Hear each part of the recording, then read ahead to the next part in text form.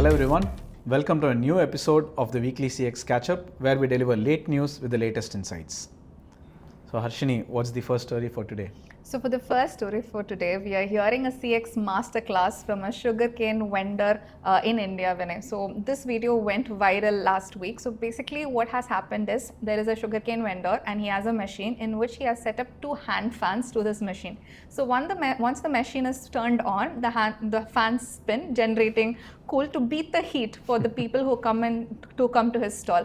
It's such a clever innovation, and the comments and netizens are calling it a technology. Then how like smaller details like these, finer details, actually enhance your customer experience. So even in the past, we have seen people like auto rickshaw drivers who have set up their auto rickshaws such that it is equipped with so many things that make the riding experience better for their customers, right? You have like, there is someone who is who stacks a lot of newspapers from different languages in his auto and has like a bubble top of water and like a very nice sound system and all that. So the thing is, irrespective of the business's size or industry, a lot of thoughtfulness makes a huge difference to the CX, right? So that is the lesson I think that businesses have to take here. So if you want to wow your customers through the experience you provide, you just have to put in a lot of thought there and make sure that you anything that you do has a positive impact on the customer experience. True, very true. Time and time again, more studies, researchers, they all come forward and say one bad experience, it means you will not be having more customers come back to you, it will hit your customer retention rate and all of that. But we tend to overlook the fact that, like you said, one random act of kindness, thoughtfulness poured into your customer experience journey will actually not just bring you more customers, but turn them into loyal fans. Absolutely. And I have a story that's the opposite of this. So what happened is, this is from my own life. So what happened is, about 2 months ago, I wanted to book some train tickets. I did that, and 1 week later, the ticket got cancelled, and it was because the train itself has been cancelled for the next 4 months, from June 1 to November 1.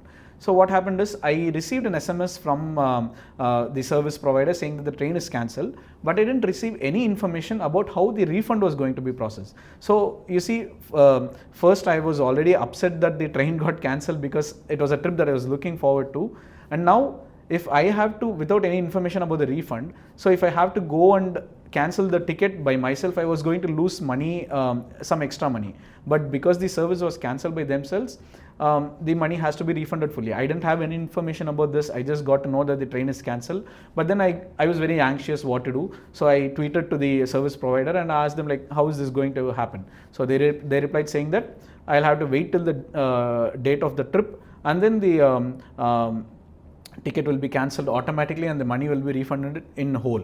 Now this information is something that they should have communicated proactively in the first message. Because they didn't do that, that made me anxious, and I'm just one customer. You see how many other customers are there, and how the lack of transparency in this issue would have impacted them also, right? The thing is that any communication that happens has to be both proactive and comprehensive. So that would have saved a lot of trouble. I think we can all agree that business is not just about transaction of commerce, it's also about transaction of trust. So in your case here, so I trust you enough to give you my money and my time, so for you to help me book the ticket here. So we have come to do your business with you. So it is only right that the business comes back with their own transaction of like communication here, saying, hey, this is what is going to happen with your trip and all of that. So I completely side with you on proactive communication. Yeah. We can agree that while the business gets bigger and bigger, it's very hard to scale one-on-one communication with your customers. But I think if it is set as a benchmark, like a rule or a criteria saying business cannot overlook customer communication, it will definitely enhance the customer experience and build trust with the business. Absolutely. Yeah. Again, like we discussed in the first story, this is also a matter of thoughtfulness, right? Like you're just sharing partial information, but then if you're thoughtful, it would have occurred to the people that they should also quell people's customers' questions or anxiety regarding the refund and everything else. Yeah, so for the last story of today, we have this recent article by the NY Post which says that FOPO, like FOMO, which is fear of people's opinions, is something that is affecting a lot of people of late. And that reminded me of a wonderful article by HBR, which said there are a few emotional motivators that drive consumer behavior.